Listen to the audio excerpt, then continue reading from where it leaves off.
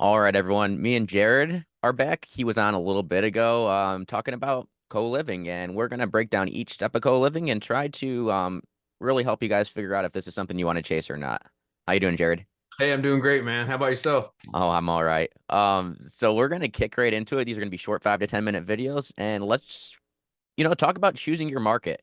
Somebody that decided this is the strategy you want to go. How do you figure out where you want to invest?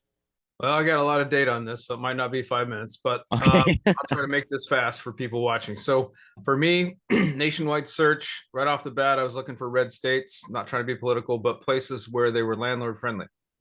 And a matter of fact, I live in a non-landlord friendly state, so I couldn't invest here for cost, property taxes, insurance, all the whole nine. So I looked around, and four states that look for the strategy we're doing, co-living, that look good to me were, believe it or not, North Carolina. Just for there was a potential for appreciation there. Florida, Texas, and Arizona. When I dug into it, Phoenix is the fifth largest nation in our fifth largest city in the nation. So I thought that was attractive to me as far as population, because you need big population that potentially could use the rent by room strategy. But really, what it did for me was the insurance cost, the property tax, all that was better in Arizona, because Florida, especially now. At the time I made this decision, I didn't know there's going to be massive hurricanes, but that was a thought. And then North Carolina got hit by that too. And North Carolina was a little bit cheaper. Texas was really attractive, but the property taxes for an out-of-state investor were too high for me. So Arizona was fantastic. For all it checked all the boxes. So I targeted Arizona, specifically Phoenix Metro. I know there's some satellite cities, but they were too far away. You want me to go in more depth, or was that the high level? No, that's a good high level, and I asked you that too because the way I targeted it was way different. You went from straight investor mindset, let's figure out what makes the most sense. I was like, hey, I see appreciation here where I bought in Charlotte, but I wanted to hang out down there and live down there or hang out down there a lot more, so I wanted to make it work trips. Um, Yeah, that works. but the things you just stated were problems I had as well.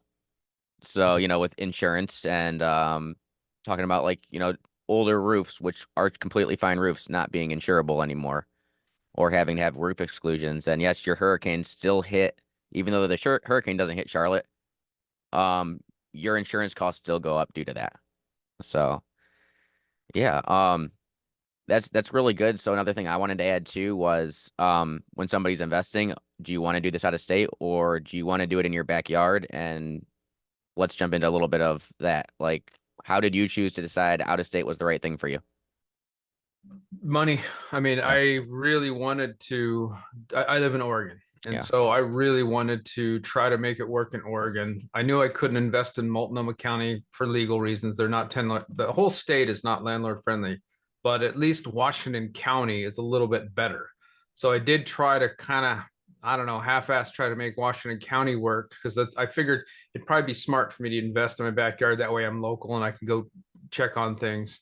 Um, but it still didn't work dollar wise. The houses are way too expensive here. None of them pencil, even with co-living, believe it or not unless you got a really good deal. And so I gave it a shot for a while, and it just didn't work out. So I knew almost the first week I was doing it that I was going to have to look out of state, but I did give it that old college try, you know what I yeah. mean? And I was digging and digging and digging. And then I started looking at, all right, well, single family homes aren't going to work. Maybe I could do duplexes or triplexes or quadplexes. And then I know that some of the other investors that works as far as just regular long-term rentals, because the numbers actually work there, especially now that the banks will let you do, they use the income from those other to the loan.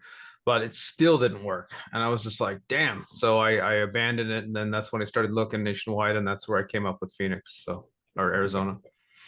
All right. Well, I mean, that was really quick. Is there anything else you want to add to this video? Because we really just want to hit the high points on each one of these.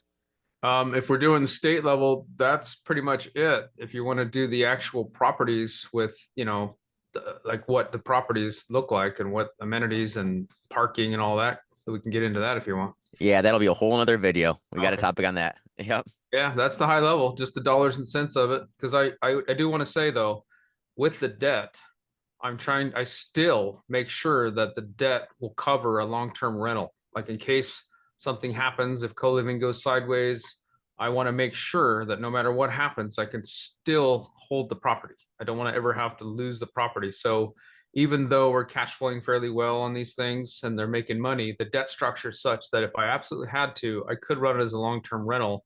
Wouldn't make any money, make like $100 if that, but I would at least not lose the property.